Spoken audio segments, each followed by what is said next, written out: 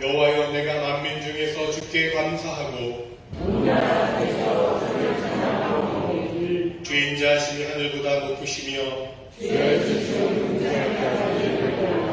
하나님이여, 주는 하늘 위에 높이 들리시며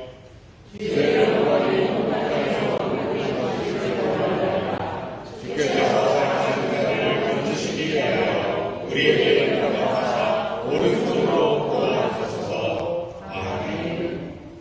사도신경으로 우리 믿음의 고백을 올려드리겠습니다. 전능하사 자비를 베푸신 하나님 아버지를 내가 믿사오며 그 외아들 우리 주 예수 그리스도를 믿사오며 이는 성령으로 잉태하사 동정녀 마리아에게 나시고 동정 마리아에게 은혜를 받으사 십자가에 못 박혀 죽으시고 장사한지 사흘 죽은 자 가운데서 다시 살아나시며 하늘에 오르사 전능하신 하나님 우편에 앉아 계시다가 저에서 산 자와 죽은 자를 심판하러 오시리라. 성령을 믿사오며 거룩한 공예와 성도가 서로 교통하는 것과 죄를 사하여 주시는 것과 몸이 다시 사는 것과 영원히 사는 것을 믿사옵나이다. 아멘.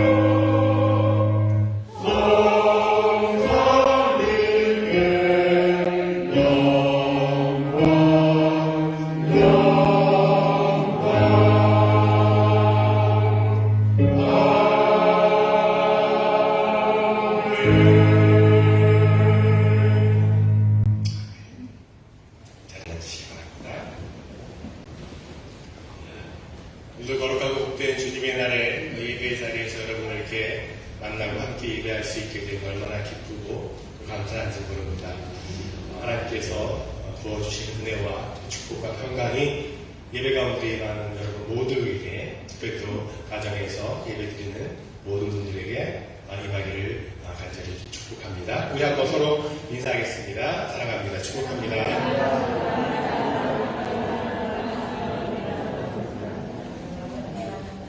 네, 미리 좀 양해 말씀을 드리면 제 목소리가 크게 되면 제가 기침이 나올 수 있어서 제가 오늘 작게 조근조근 얘기를 좀 하려고 합니다. 혹시라도 기침이 나와도 좀 양해해 주시고, 제 목소리가 좀 듣기 거북하시다 하더라도 은혜로 좀 이렇게 여겨주시고 들어주시면 좋겠습니다.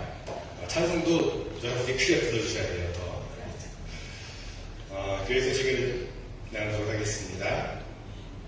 계속해서 안전한 예배를 위해서 협력해 주시기를 바라고요. 금요 찬양 예배가 오늘 금요일 저녁 7시에 있습니다. 함께 모여서 찬양하며 또 기도하는 시간 갖기를 원하고요. 자녀들을 위한, 아이들을 위한 시간이 별도로 준비가 됩니다. 자녀들과 함께 오셔서 아이들 프로그램을 또 하고 예배하는 시간이 될 것입니다. 한글학교 계속 진행 중에 있습니다. 계속해서 관심과 협력을 부탁드리고, 혹시 교사로 봉사하기 원하시는 분들은 말씀해 주시기를 바랍니다. 계속해서 여러분이 캔푸드 갖고 오시는데 10월 23일까지 저희가 캔푸드 도네이션을 받겠습니다. 이웃교회들과 함께 연합해서 우리 캔푸드를 모아서 수산화 웨슬리 커뮤니티 센터에 이제 도네이션을 하려고 합니다. 여러분 관심 가져주시고 협력해 주시고 함께 동참해 주시기를 부탁을 드리겠습니다. 신방이 필요하신 분들은 말씀해 주시기를 바라고, 어려울 때 여러 가지 또 아픈 분들 계시고 좀 출탄 중이신 분들 많이 계셔서 여러분들 위해서 기도해 주시기를 부탁을 드리겠습니다. 오늘 애차는 김서희 집사님, 또 강영미 성도님 가정에서 섬겨주셨고요. 재단미화는 우리 김서희 집사님 가정에서 진행해 주셨습니다. 감사드립니다. 시간 기도하실 때 고등근 집사님께서 대표 기도 인도해 주시겠습니다.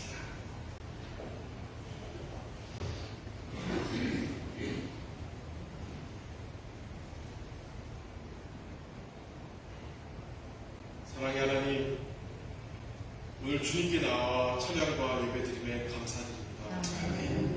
우리의 건강과 사람들과의 관계와 한치 앞도 모르는 삶 가운데 주님의 은혜로 우리의 몸과 마음과 생각을 지키게 하시고 주님의 자비로 아름다운 올리브 교회에서 아름다우신 주님을 높이고 우리의 마음을 다하여 하나님을 예배하고 주님께 나아가게 하시니 주님의 크신 사랑에 감사를 드립니다. 하나님, 지난 한 주간도 우리의 삶은 모든 것이 주님의 은혜였음을 고백합니다. 그리고 주님, 이 시간 주님께 나아갈 때 우리의 연약함을 고백합니다.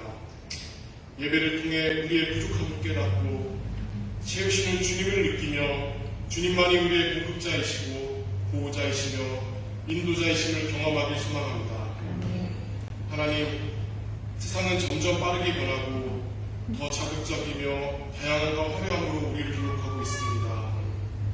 너무도 빠른 변화 가운데 영원히 변하지 않는 주님의 말씀을 굳게 붙잡고 요동하지 않는 저희 올리브 교회가 되게 하여 주시고 앞서가신 예수님을 따라서 사랑으로 섬기는 저희들이 되게 하여 주시옵소서. 하나님, 이웃을 사랑하는 마음을 주시옵소서. 점점 차가워지는 세상 속에서 주님의 시선과 따뜻한 마음으로 사람들을 바라보게 하시고 주님의 손길이 필요한 곳에 우리가 다가갈 수 있도록 주님 인도하여 주시옵소서. 외롭고 힘들 때 주님이 함께 하심을 믿습니다. 주님, 우리 올리브 교회가 주님의 사랑을 전하는 교회가 되게 하여 주시옵소서. 하나님, 우리 올리브 교회에서 예배를 섬기는 모든 분들을 기억하여 주시고 은혜 내려주시길 기도합니다.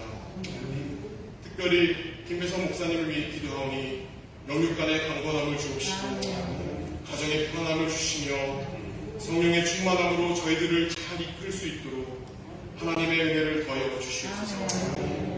주일학교를 섬기는 교사들에게도 은총을 내려주셔서 아이들이 하나님을 향한 꿈을 갖게 하시고 그들로 인해 세상이 변화되는 기적이 일어나게 하여 주시옵소서. 또 특별히 속회에서 섬기시는 속장님들의 섬김과 헌신을 기억하여 주시고 보이지 않는 곳에서 섬기는 이들에게 크신 은총을 내려 주시옵소서. 성가대의 찬양을 기뻐 받아 주시고 정성으로 준비한 성가대의 찬양이 우리 모두의 고백이 되게 하여 주시옵소서. 하나님, 오늘 예배를 통해 우리의 삶이 더욱 주님을 향하게 하시고 선포되는 말씀을 통해 깨닫고 변화되는 삶을 살아가게 하여 주시옵소서. 어둡고 앞길이 보이지 않을 때 주님 손 꼭 붙잡고 빛 대신 주님을 따라 살아가는 저희들 되게 하여 주시옵소서. 모든 상황 가운데 우리를 인도하신 주님을 찬양하며 우리의 빛 대신 주님을 경배하며 우리를 구원하신 주님께 감사드리며 죄와 사망에서 구원하시고 승리하신 우리 주 예수 그리스도의 이름으로 기도드립니다. 아멘.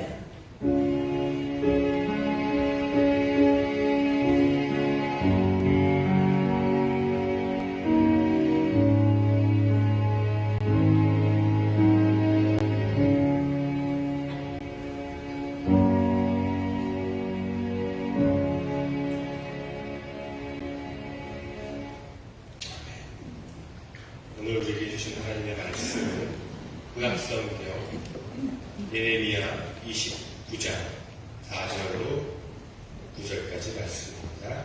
예레미야 29장 4절부터 9절까지 오늘 함께 한 목소리로 여러분들이 크게 읽어주시면 좋겠습니다. 함께 읽겠습니다.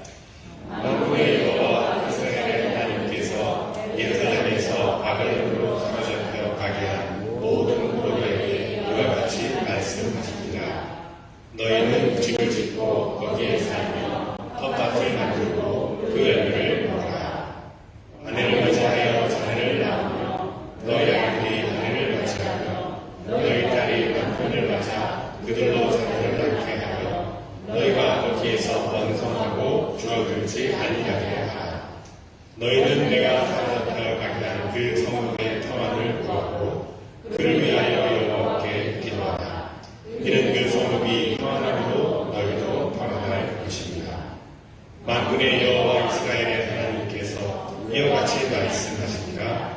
너희 중에 있는 선지자들에게와 점쟁이에게 미혹되지 말며 너희가 꾼 꿈도 보지 듣지 말라. 내가 그들을 보내지 아니하였어도 그들이 내 이름으로 거짓을 위하였노라. 여호와의 말씀이니라. 성가대 찬양하겠습니다.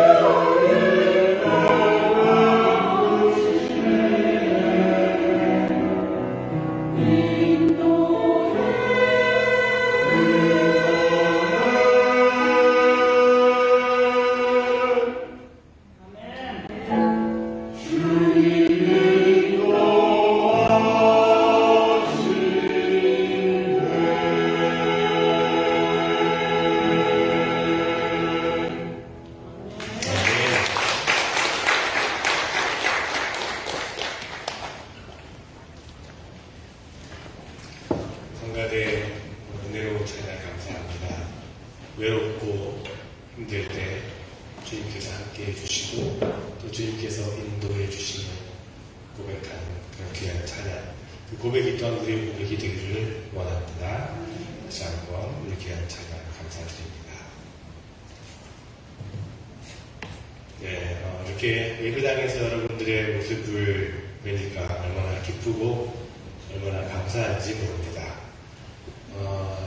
열흘 만에 이렇게 예배 자리에서 여러분과 함께 있으니까 이 예배 자리가 얼마나 소중한 것인지 다시 한번 깨닫게 됩니다. 그동안 기도해 주시고 또 격려해 주시고 또 여러 가지 모양으로 또 도와주시고 또 섬겨주신 여러분 모두에게 다시 한번 감사를 드립니다. 지난번에 말씀드렸듯이 코로나에 걸려보니까 그동안 걸리셨던 분들의 상황을 저도 이해할 수 있게 되더라고요. 또 아파 보니까 아픈 성도님들의 상황을 더 헤아려 볼 수 있게 되고, 또 이렇게 격리 생활을 또 해보니까 홀로 계신 분들의 그런 심정을 더 헤아리게 됩니다. 사람들과 거리를 두고 떨어져 있다 보니까 함께 할 수 있다는 것이 얼마나 소중한 것인지도 다시 한번 깨닫게 되었습니다. 어쩌면 하나님께서는 그런 공감을 저에게 경험하도록 하시기 위해서 이런 시간을 주셨는지도 모르겠습니다. 연약함이 때로 복이 되는 그런 경험을 하게 하셨습니다. 모든 것이 하나님의 은혜임을 다시 한번 고백하게 됩니다. 한 주일 늦었지만 오늘 또 예배 중에는 저희가 성찬식을 행하게 되는데요. 사실 지난 주일이 World Communion Sunday이라고 해서요. 세계 성찬 주일이었습니다. 매년 10월 첫째 주일을 전 세계에 흩어진 모든 교회들이 예수 그리스도의 몸과 피를 기억하고 나누며 성찬의 의미를 생각하는 그런 주일입니다. 성찬식을 행하면서 우리가 정말 주님의 몸과 피를 나눈 한 형제, 자매임을, 또 모든 세상의 교회들이 주님 안에서 한 교회임을, 그리고 모든 교회들에게 주님께서 맡겨주신 사명이 있음을 다시금 확인하는 것이죠. 이것이 성찬의 의미입니다. 저는 우리 올리브교회가 매달 한 달에 한 번 첫째 주일에 성찬식을 행하는 것에 대해서 굉장히 자랑스럽고 또 감사하게 생각을 합니다. 초대교회는요, 모일 때마다 떡을 떼고 잔을 나누면서 주님의 삶과 주우심을 기억하고 다시금 사명을 새롭게 다짐했습니다. 초대교회 이후로도 교회는요, 매주일 성찬을 행했습니다. 그러나 최근에 많은 교회들이 이 성찬 예식을 소홀히 여기는 경향이 있습니다. 뭐랄까, 굉장히 조금 번거롭고 또 귀찮게 여기는 거죠. 그래서 그저 1년에 한두 번 정도 부활절이나 성탄절에 행하는 그런 연례의식 정도로 여기는 경우가 많습니다. 카톨릭 교회에서나 하는 것이라고 그렇게 생각하기도 합니다. 그러나 이 성찬의 예식은요, 분명히 주님께서 명령하신 것이고 주님의 은혜를 경험하는 통로가 됩니다. 오늘 우리가 이 성찬식을 통해서 주님의 은혜와 사랑을 다시 한번 고백하고 또 경험하는 그런 소중한 시간이 되었으면 좋겠습니다. 오늘 우리가 읽은 본문의 말씀은요, 예언자 예레미야가 바벨론의 포로가 되어 끌려간 유다 백성들에게 보내는 편지의 일부분입니다. 바벨론 군대의 포위가 되어서 18개월 넘게 굶주림과 질병의 고통을 경험했던 예루살렘은요, 결국 BC 586년에 무너지게 되었죠. 예루살렘 성벽은 물론이고 그 성전까지 무너지게 되었고, 왕과 제사장을 포함한 많은 유다 백성들이 바벨론으로 포로로 끌려가게 되었습니다. 그들의 땅을 빼앗겨서 포로 신세가 되었습니다. 사실 유다의 멸망은요, 이미 예견된 것이었습니다. 북이스라엘이 먼저 아스티리아에게 멸망을 당했습니다. 그들은 우상을 섬기면서 이웃을 돌보지 않는 그런 죄를 범함으로 말미암아 하나님의 징계를 받아서 아시리아에게 멸망을 당했습니다. 그리고 이제 남쪽 유다는 이스라엘의 멸망을 타산지석으로 삼아서 하나님께로 다시금 돌아와야 되는데 그들도 역시 마찬가지였습니다. 하나님께로 다시 돌아오라고 하는 예언자들의 선포를 무시하고 듣지 않고 돌이키지 않았습니다. 결국 남유다는 바벨론에 의해서 멸망을 당하고 포로로 잡혀가는 그런 신세가 되었습니다. 자, 그렇게 바벨론의 포로로 잡혀간 그들은 깊은 절망에 빠졌고 미래에 대한 불안으로 말미암아 떨고 있었을 것입니다. 자신들의 잘못임에도 불구하고 하나님을 원망하는 사람들도 많았을 것입니다. 이처럼 절망과 불안과 원망과 두려움 가운데 휩싸인 그들에게 예레미야 선지자를 통해서 하나님께서 말씀을 전하십니다. 오늘 이 5절 6절 말씀에 보면 집을 짓고 과수원을 가꾸고 결혼하고 결혼시키고 자손을 낳으면서 그곳에 정착하여 살라 라고 말씀합니다. 자, 한두 달 안에 혹은 1, 2년 안에 예루살렘으로 다시 돌아갈 것이 아니니까 바벨론에서 잘 자리를 잡고 살 그런 마음을 먹으라는 그런 말씀입니다. 그래도 여기까지는 유다 백성들이 받아들일 만한 그런 말씀이었을지 모릅니다. 포로로 잡혀왔지만 기왕 이렇게 된 김에 어떻게든 살아남기 위해서 노력해야겠다는 그런 마음을 먹을 수 있기 때문이죠. 자, 그런데 문제는 그 다음 이어지는 말씀입니다. 오늘 7절 말씀을 보면 또 너희는 내가 사로잡혀가게 한 그 성읍이 평안을 누리도록 노력하고 그 성읍이 번영하도록 나 주에게 기도하여라. 그 성읍이 평안해야 너희도 평안할 것이기 때문이다. 자, 예레미야를 대신해서 지금 이 편지를 읽어주는 사람도 이 메시지를 읽으면서 아마 무척 당황했을 것입니다. 내가 제대로 지금 읽고 있는 것일까? 평안과 번영을 위해서 유다 백성들이 기도해야 될 대상은 바벨론이 아니라 예루살렘, 이스라엘이 아닌가? 아니, 바벨론의 번영과 평안을 위해 기도하라니 이게 도대체 무슨 뜻인가? 무슨 말인가? 아마도 이런 생각과 질문을 하면서 혼란스러웠을 것입니다. 그런데 여러분요, 예레미야가 써준 편지에서 그 성읍은 분명히 바벨론이 맞습니다. 그 편지를 듣는 유다 포로들도 마찬가지였을 것입니다. 이 도대체 뭐라는 건가? 여기저기서 아마 큰 소리가 나면서 말도 안 되는 편지 그만 읽어라. 아마 화를 내고 혹은 욕하는 그런 소리가 들렸을지도 모르겠습니다.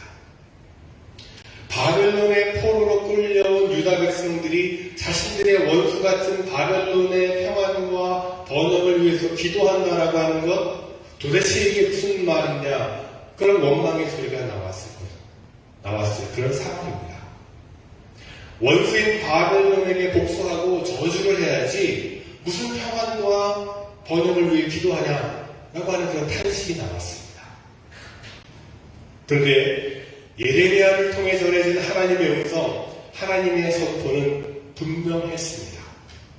바벨론이 예루살렘을 파괴하고 그 땅을 빼앗고 유다 백성들을 포로로 잡아온 것은 하나님이 더 잘 안다라고 하시면서 그럼에도 불구하고 지금은 바벨론을 위해서 기도해야 될 때라고 말씀하고 있는 겁니다. 하나님의 섭리를 따라서 바벨론까지 오게 된 것이니 유다 백성들이 지금 할 일은 바벨론의 번영과 평화를 위해서 기도하는 것이고 그것에서 잘 정착하기 위해 노력하는 것이라고 말합니다. 29장 10절 11절 말씀을 보면 나 주가 분명히 말한다. 너희가 바벨로니아에서 70년을 다 채우고 나면 내가 너희를 돌아보아 너희를 이곳으로 다시 데리고 오기로 한 나의 은혜로운 약속을 너희에게 그대로 이루어 주겠다. 너희를 두고 계획하고 있는 일들은 오직 나만이 알고 있다. 내가 너희를 두고 계획하고 있는 일들은 재앙이 아니라 번영이다. 너희에게 미래에 대한 희망을 주려는 것이다. 나 주의 말이다. 자, 유다 백성들이 완전히 이해하지는 못하더라도 하나님께서 지금 그들에게 맡기고 그들에게 기대하는 일은 축복의 통로가 되는 일입니다. 축복의 통로가 되라는 겁니다. 그곳에서, 바벨론에서. 포로로 잡혀온 유다를 통해서 복을 받을 수 있도록 바벨론의 평안과 번영을 위해 기도하고 축복하라고 말씀합니다. 다 계획이 있으니 불안해하지 말고 걱정하지 말고 억울해하거나 속상해하지 말고 내 말을 들어라 라고 말씀하고 있는 것입니다. 하나님의 약속을 믿고 희망을 포기하지 말고 말씀에 순종하라고 요청하고 계십니다. 바벨론이 하나님 보시기에 선하고 의로운 민족이라 그런 것이 아닙니다. 지금은 유다가 바벨론을 위한 축복의 통로가 되는 것, 유다를 통해서 바벨론이 복을 누리는 은혜를 입는 것, 그것이 바로 하나님의 계획이라고 말씀하고 계십니다. 여러분처럼 어떤 상황과 형편에 처해 있든지 하나님의 백성이 축복의 통로가 되기를 기대하신다라고 하는 메시지는요, 구약과 신약의 여러 말씀을 통해서 우리는 깨닫게 됩니다. 창세기 12장 2절 말씀을 봅니다. 내가 너를 큰 민족이 되게 하고 너에게 복을 주어서 내가 크게 이름을 떨치게 하겠다. 너는 복의 근원이 될 것이다. 너를 축복하는 사람에게는 내가 복을 베풀고 너를 저주하는 사람에게는 내가 저주를 내릴 것이다. 땅에 사는 모든 민족이 너로 말미암아 복을 받을 것이다. 네. 하나님께서 아브라함을 부르시는 말씀이죠. 하나님께서 아브라함을 부르실 때 약속하신 말씀 중에 주목할 것은 너에게 복을 주어서 라고 하는 말씀보다는 너는 복의 근원이 될 것이다. 모든 민족이 너로 말미암아 복을 받을 것이다. 라고 하는 말씀입니다. 아브라함이 복을 받는 것으로 끝나는 것이 아니라 아브라함 때문에 주변의 다른 민족들이 하나님의 축복을 받게 될 것을 약속하기 때문입니다. 다른 말로 하면 하나님의 백성만이 복을 누리는 것으로 끝나는 것이 아니라 하나님의 백성들 때문에 하나님의 백성들을 통해서 주변에 있는 다른 사람들도 심지어 하나님을 모르거나 하나님을 믿지 않는 사람들도 그 축복 안에 들어오게 될 것이라고 하는 놀라운 선포의 말씀입니다. 그렇습니다, 여러분. 하나님의 백성, 하나님의 자녀의 정체성은 축복의 주인공이 되는 것만이 아니라 축복의 통로가 되어야 한다는 것입니다. 여기에 지금 우리 교회와 또 우리 성도들의 존재의 의미가 담겨져 있는 것입니다. 여러분의 존재의 의미는, 우리 교회의 존재의 의미는 바로 축복의 통로가 되는 것입니다. 마태복음 5장 6절에서 예수님께서 말씀하십니다. 이와 같이 너희 빛을 사람에게 비추어서 그들이 너희의 착한 행실을 보고 하늘에 계신 너희 아버지께 영광을 돌리게 하여라. 예수님께서도 같은 맥락으로 말씀하십니다. 빛이라고 하는 것은요, 그 밝음으로 말미암아 자신을 드러내는 것이 그것 자체로 존재의 목적이 아닙니다. 주변에 가득한 어두움을 물리치고 그 어두움으로 인하여 불편하던 사람들에게 편안함과 안정감을 주는 것, 어둠으로 말미암아 절망하고 좌절 가운데 있는 사람들에게 소망을 주는 것, 그것이 빛의 존재의 목적입니다. 그렇습니다. 자신이 주목받기 위한 것이 아니라 자신을 희생하여서 주변을 밝히는 것이 바로 빛의 역할이요, 빛의 존재의 이유라고 하는 것입니다. 이와 같이 빛으로 부름받은 하나님의 백성, 우리 성도들, 우리 교회도 그 자신이 빛나는 것이 아니라 그 선한 영향력을 흘려보내는 그런 존재가 되어야 한다는 것입니다. 빛으로 부름받은 하나님의 백성, 성도, 교회로 인해서 의를 얻고 소망을 찾고 행복해질 대상은 주변에 있는 다른 사람들이라는 겁니다. 너희의 빛을 사람에게 비추어서, 그래서 그 사람은요, 그들이 너희의 착한 행실을 보고 해서 그들은요, 교회 안에 있는 성도라기보다는 교회 밖에 있는 non-Christians, 믿지 않는 사람들일 가능성이 더 많다는 것입니다. 베드로는 베드로전서 2장에서 이렇게 말합니다. 여러분의 이방 사람 가운데서 행실을 바르게 하십시오. 그렇게 해야 그들은 여러분들과 악을 행하는 자라고 욕하다가도 여러분의 바른 행위를 보고 하나님께서 찾아오시는 날에 하나님께 영광을 돌릴 것입니다. 사도 베드로도 초대교회와 성도들을 향해서 같은 메시지를 전하고 있습니다. 이 말씀에서 여러분은 초대교회 성도와 교회를 말합니다. 그들의 바른 행위를 보고 하나님께 영광을 돌릴 존재, 그들의 선한 행실로 말미암아 유익을 얻게 될 존재는 바로 이방 사람들입니다.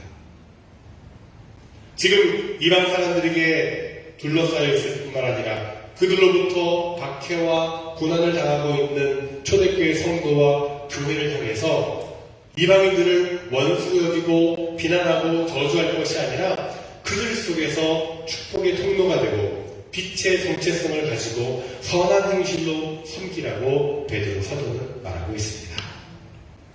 그 이유는 하나님께서 알아서 하신다는 것입니다. 디도서 3장 8절 14절에서 바울이 말합니다. 이 말은 참됩니다. 나는 그대가 이러한 것을 힘있게 주장해서 하나님을 믿는 사람으로 하여금 선한 일에 전념하게 하기 바랍니다. 선한 일은 아름다우며 사람에게 유익합니다. 우리의 교우들도 절실히 필요한 것을 마련하여 줄 수 있도록 좋은 일을 하는데 전념하는 것을 배워야 합니다.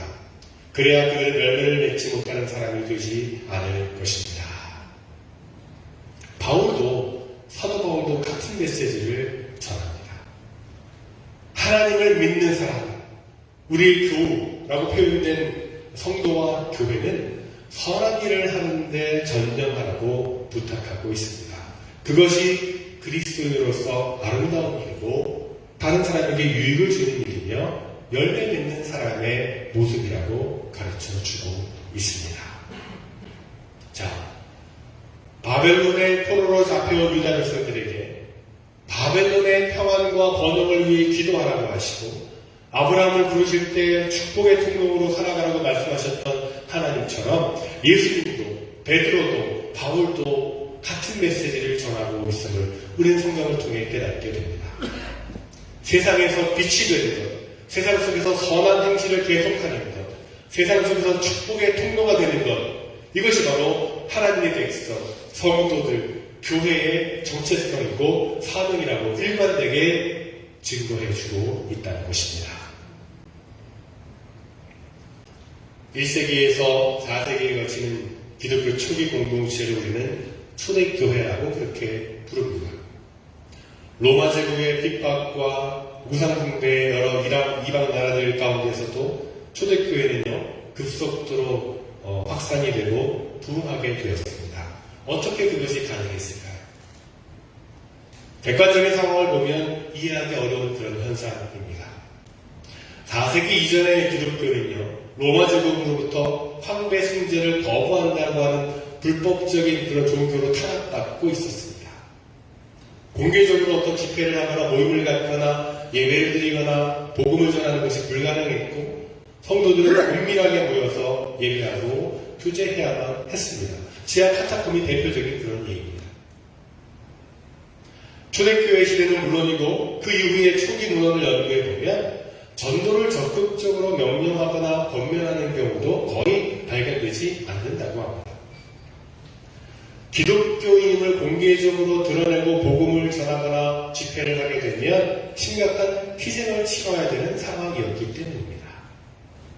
자, 그렇다면 이런 상황에서 어떻게 기독교가 빠르게 성장하고 부흥할 수 있었을까요? 무엇이 사람들로 하여금 성도와 교회에 대해 관심을 갖게 하고 그들로 하여금 그리스도인으로 개종할 수 있게 된 것일까요? 초대교회 당시에 예수님을 비방하고 풍자하면서 기독교를 반대했던 그리스인 루시안이라고 하는 사람이 이런 글을 남겼습니다. 그리스도인들은 서로를 형제 자매라 부르며 서로를 사랑하라고 가르쳤다. 형제 자매들에게 도움을 주어야 할 일이 생기면 즉각적으로 도움을 베풀기를 주저하지 않았다. 어떤 경우에도 형제에 대한 섬김과 배려를 아까워하지 않았다. 예수를 믿지 않는 비기독교인의 시각에서도 초대교회 성도들의 자기 희생적인 사랑의 모습이 무척이나 인상 깊었던 것입니다. 그래서 이런 글을 쓴 겁니다. 독일의 신학자인 아돌프 하르낙이라고 하는 사람이요 초대교회 성도와 교회의 삶과 그 신앙의 모습을 이렇게 정리하고 있습니다. 초대교회는 고아와 과부를 보살폈고 약한 자와 병든 자와 장애인을 도와주고 간호하여 주었으며 옥에 갇힌 자와 외롭고 고달픈 자들을 돌보고 가난한 이들을 돕고 죽은 자를 매장해 주었고 노예들을 보살폈으며 재난을 당한 이들을 돌보고 나그네들을 선대했다라고 말합니다. 이런 초대교회 성도와 교회의 삶을 증거하는 표현 가운데 하나가 파라볼라노이라고 하는 단어입니다. 파라볼라노이, 헬라어입니다. 파라볼라노이는 위험을 무릅쓰는 사람이라고 하는 뜻의 헬라 말입니다. 파라볼라노이. AD 251년 로마의 게시수 황제 박해로 말미암아 기독교인들이 핍박받고 희생당하던 그때에 엄청난 전염병이 당시 유행했습니다. 전염병을 피해서 부자와 권력자들은 도시를 떠났고 시민들은 전염된 사람들과의 접촉을 피해 도망을 다녔습니다. 그런 상황에서 가난하고 힘이 없는 사람들은 전염병으로 죽어가게 되었고 죽은 사람들의 시체가 도시에 쌓여가고 있었습니다. 바로 그런 위험한 상황 속에서도 초대교회와 성도들은 세리와 죄인들, 원수까지도 사랑하라 라고 하는 예수님의 말씀을 기억하고 이를 실천하기 위해서 노력했습니다. 그들은 전염병에 걸리면 죽을 수 있는 그런 위험 가운데서도 불구하고 도망가거나 피하지 않고 병에 걸린 사람들을 돌보기 시작했습니다. 아픈 이들에게 음식을 제공하고 그들을 위로하고 거할 곳을 제공하며 도움을 베풀었습니다. 성도와 교회는 죽음을 두려워하지 않고 사랑을 실천했고 그들의 헌신과 섬김으로 인해서 많은 생명이 살아나는 기적이 일어나게 되었습니다. 이처럼 전염병의 치명적인 위험을 무릅쓰고 사랑과 섬김을 실천한 기독교인들을 일컬어서 파라볼라노이, 위험을 무릅쓴 사람들이라고 그렇게 불렀던 겁니다. 이런 고난과 위기 상황을 통과하면서 파라볼라노이의 모습을 보면서 감동을 받은 이방인들이, 이교도들이 기꺼이 기독교인이 되기를 작성하게 되었고 초대교회 부흥의 물결을 경험하게 되었습니다. 그렇습니다. 그들은 말로 전도하지 않았지만 그들의 삶을 보고 많이들이 복음을 받아들이게 되었던 겁니다. 얼마 전에 한국의 청파감리교회를 섬기시는 김기성 목사님의 쓰신 글을 제가 읽은 적이 있습니다. 존경하는 목사님 가운데 한 분인데 그 목사님이 쓰신 글을 읽고 많은 도전이 되고 또 울림이 되었습니다. 그 글 가운데 이런 이야기를 들었습니다. 한번 우리가 깊이 생각해 볼 만한 일이라 여러분과 함께 나누는데요. 성도와 교회가 세상에서 일어나는 일을 바라볼 때 어떤 마음과 어떤 관점을 가져야 될지라고 하는 것을 쓰나미를 예를 들어서 설명하는 글이었습니다. 쓰나미로 말미암아 수만 명이 사망한 사건이 벌어지게 되면 대부분의 사람들은요, 수만 명의 사람들이 한꺼번에 죽은 한 개의 비극적인 사건으로 기억한다는 겁니다. 그러나 우리 성도와 교회는 수만 명의 사람을 한 개의 집단으로 생각할 것이 아니라 한 명이 목숨을 잃은 수만 개의 사건들로 기억해야 한다는 것입니다. 그래야 한 사람 한 사람의 희생자에 주목하게 되고 그 한 사람 한 사람을 잃고 슬픔 가운데 있는 이들을 긍휼히 여기며 돌볼 수 있게 된다라고 하는 말씀이었습니다. 지금 전쟁 가운데 있는 우크라이나 전쟁을 바라볼 때도 마찬가지입니다. 러시아와 우크라이나가 두 개의 나라가 싸우는 한 개의 사건으로서의 전쟁이 아니라 한 사람 한 사람의 생명이 다치고 죽어가는 수십만 사건들로 바라볼 때 그들의 아픔에 공감하게 되고 그들을 돕기 위한 구체적인 노력을 하게 된다는 것입니다. 2년 6개월째 계속되고 있는 우리 코비드-19 팬데믹 상황도 마찬가지입니다. 코로나 바이러스로 인한 환자들, 또 그들을 치료하며 돌보다가 감염되어 사망한 의료진들과 자원봉사자들, 그들을 한 개의 팬데믹에 속한 한 개의 사건으로 바라봐서는 안 된다는 겁니다. 전 세계적으로 600만 명이 넘는 사망자가 발생한 팬데믹은 수백만 명이 아프고 죽은 한 개의 팬데믹 사건이 아니라 수백만 명의 생명이 위기를 맞는 수백만 개의 사건으로 바라볼 수 있어야 한다는 겁니다. 그럴 때 우리 주변에 있는 이웃들, 연약한 자들을 향한 구체적인 사랑을 실천할 수 있게 될 것입니다. 그렇습니다. 성도와 교회는 그래야 된다는 겁니다.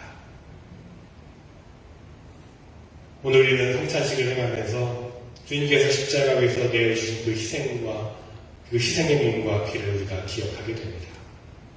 사랑과 섬김과 희생의 몸을 십자가에서 보여주신 예수 그리스도, 축복의 통로, 빛, 파라볼라노이, 이것의 최고의 절정은 바로 십자가의 사건입니다. 내가 아니라 다른 사람을 위한 최고의 희생, 내가 아니라 인류 전체를 위한 최고의 섬김, 그것이 바로 예수 그리스도의 십자가입니다. 그 십자가 사건에 담긴 예수 그리스도의 은혜, 외아들을 희생제물로 내어주시면서까지 온 인류의 죄를 해결하기 원하셨던 하나님의 사랑, 그 은혜와 사랑을 믿는 사람들이 성도와 교회로 부름받은 바로 저와 여러분들입니다. 그렇다면 성도된 우리들과 교회는 이웃을 위하여, 어려운 가운데 있는 이들을 위하여 파라볼란노인, 기꺼이 위험을 무릅쓰는 사람들의 삶을 살아갈 수 있어야 한다는 거죠. 한 사람 한 사람의 아픔과 고통을 흘려보내는 것이 아니라 그 한 사람을 긍휼히 여기고 도우며 일으켜 세우는 축복의 통로가 되고 빛이 되며 파라볼라노이의 삶을 살아갈 수 있어야 될 것입니다. 그렇게 살아가도록 부르심을 받은 것이 바로 성도와 우리 교회입니다. 바라게 된 여러분, 이 혼란스럽고 불확실한 시대 속에서 교회 안에서는 물론이고 교회 밖의 세상 속에서도 다른 사람을 위한, 특별히 연약한 자들을 위한 축복의 통로가 되는, 어두운 곳을 빛을 비추는, 그리고 기꺼이 수고와 희생을 아끼지 않는 파라볼라노이, 그 삶을 실천하는 그런 우리 올림픽 교회와 우리 모든 성도님들이 되었으면 좋겠습니다. 그럼 우리 모두가 되기를 간절히 주님의 이름으로 축원을 드립니다. 기도하겠습니다. 주님 감사를 드립니다. 우리 사랑하셔서 구원을 주시고 생명을 주시고 사명을 맡겨주시기에 감사를 드립니다. 특별히 우리를 세상 가운데 교회와 성도로 불러주시는데 감사를 드립니다. 교회와 성도로 부르신 뜻을 다시 한번 깨닫고 그 부르심에 합당한 삶을 살아가는 우리 모두가 되게 하여 주시옵소서. 그 부르심에 순종하여 축복의 통로가 되고 빛이 되며 파라볼라노이의 삶을 살아가는 우리 성도들, 우리 올리브 교회가 되게 하여 주시옵소서. 예수 그리스도의 이름으로 기도드리옵나이다. 아멘. 우리 제가 찬양할 때는요, 우리 서로를 이렇게 축복하면서 찬양했으면 좋겠습니다. 우리 당신은 하나님의 언약 안에 있는 축복의 통로, 당신을 통하여서 열방이 주께 돌아오게 되리. 한번 우리 서로를 축복하며 찬양하면 어떨까 싶습니다.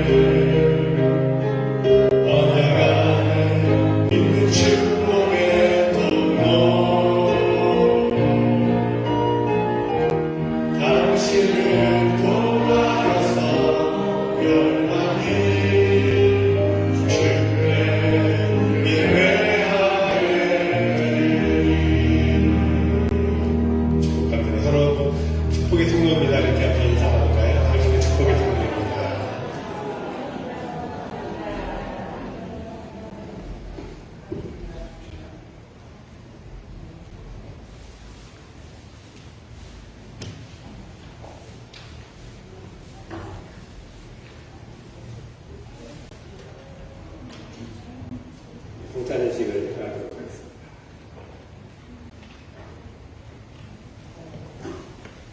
주님께서 여러분과 함께 하시기를 빕니다.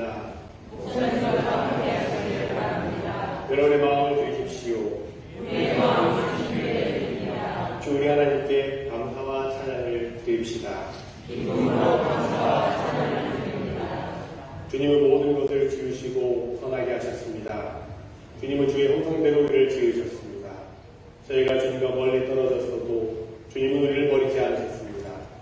그러기에 땅에 있는 주님의 백성들과 하늘의 천사들과 함께 우리는 주님의 이름을 영원히 찬양합니다. 거룩 거룩 만군의 여호와 산성이나 주의 오시며 가장 높은 곳에서 하나님은 거룩하시고 그 아들 예수 그리스도는 마땅히 우리의 찬양을 받을 분입니다. 주님은 그의 고난과 죽으심과 부활의 동상하는 이름으로 하여금 교회를 세우셨고 우리를 죄와 죽음에서 구원하셨으며 물과 성령으로 우리와 새 언약을 맺으셨습니다.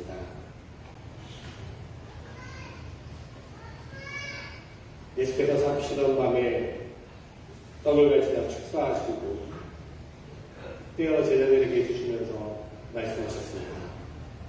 이것은 너희를 위하여 주는 내 몸이니 너희가 이를 행하는 날을 기념하라 하셨습니다.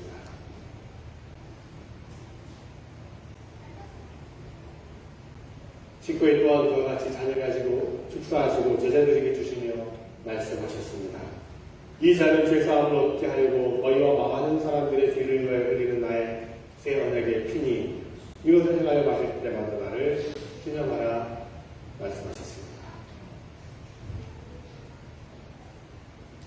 그러므로 우리는 그리스도를 통하여 주신 하나님의 크신 구원의 은총 안에서 우리의 영혼과 몸을 주님께 거룩한 산 제물로 드려 자신을 내어주신 주님과 하나 되어 하나님이 행하신 구원의 신비를 고백하면서 감사와 찬양을 드립시다.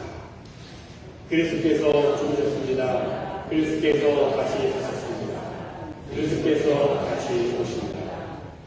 자비하신 하나님, 여기에 온 우리에게 성령을 부으시고 주님의 선물인 떡과 잔에 임하사 성결하시고 우리로 하여금 그리스도의 보혈로 구원받아 세상을 위한 그리스도의 몸이 되게 하옵소서.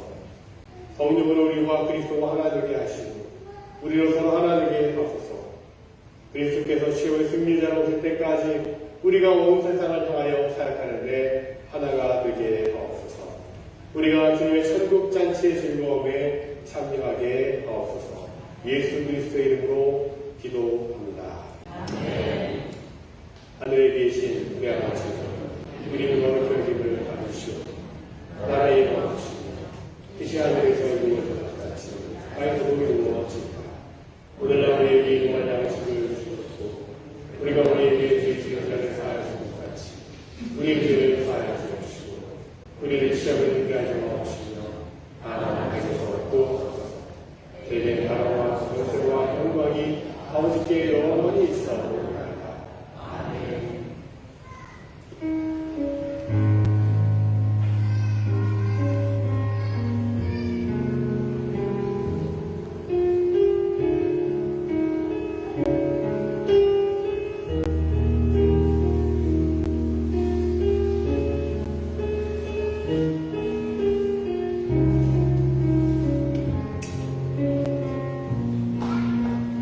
주님의 사랑이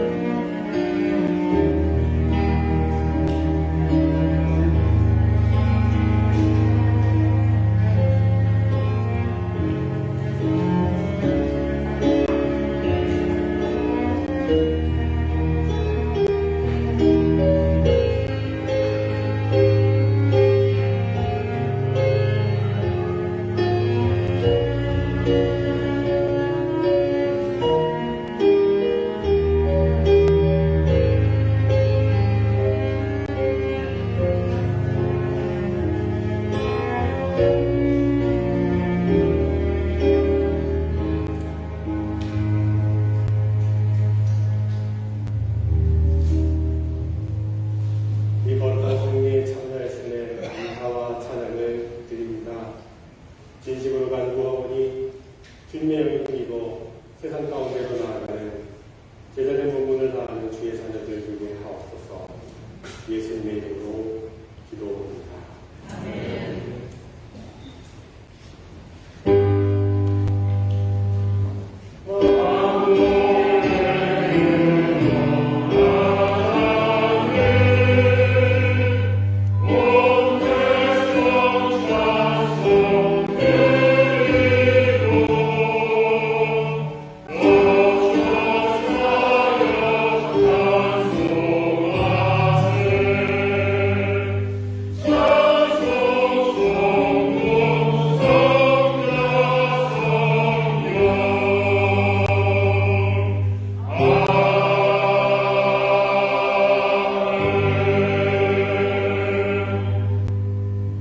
주님의 은혜와 사랑에 감사를 드립니다.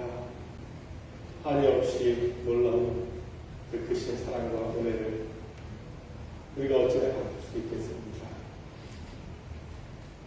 우리에게 행하신 그 은혜와 사랑을 다시금 기억하며 감사의 마음을 담아 이 예물을 드립니다. 기뻐하라 주시옵소서. 참 어리석고 부족하고 연약하신 날, 그럼에도 불구하고 우리를 부르시고 우리에게 사명 주시는 주님의 은혜와 사랑을, 그 섭리하심을 기억하며 우리에게 주신 삶의 자리에서 늘 축복의 통로가 되며 빛의 자녀로 살아가며 바람과 너희의 삶을 살아가며 우리 모두가 되게 하여 주시옵소서. 주신 은혜를 기억하며 감사하며 예배를 드리오니 기뻐 받아주시고 여러 가지 형편과 여러 가지 삶의 어려움 속에서 드리는 손길들이 있다면 그 삶의 손길을 베풀어 주시고 돌보시고 은혜와 축복을 더하여 주시옵소서. 여러 가지 간구하며 기도 제목을 가지고 드리는 싸우니 하나님 그 간절한 기도를 들으시고 또한 응답하여 주시옵소서. 하나님의 뜻에 하나님의 방법대로 인도하여 주시옵소서. 이러지 모든 내용이 하나님의 사랑과 하나님의 나라를 위해 필요해 쓰여지는 예배의 힘을 되게 하시고 예수 그리스도의 이름으로 기도드리옵나이다.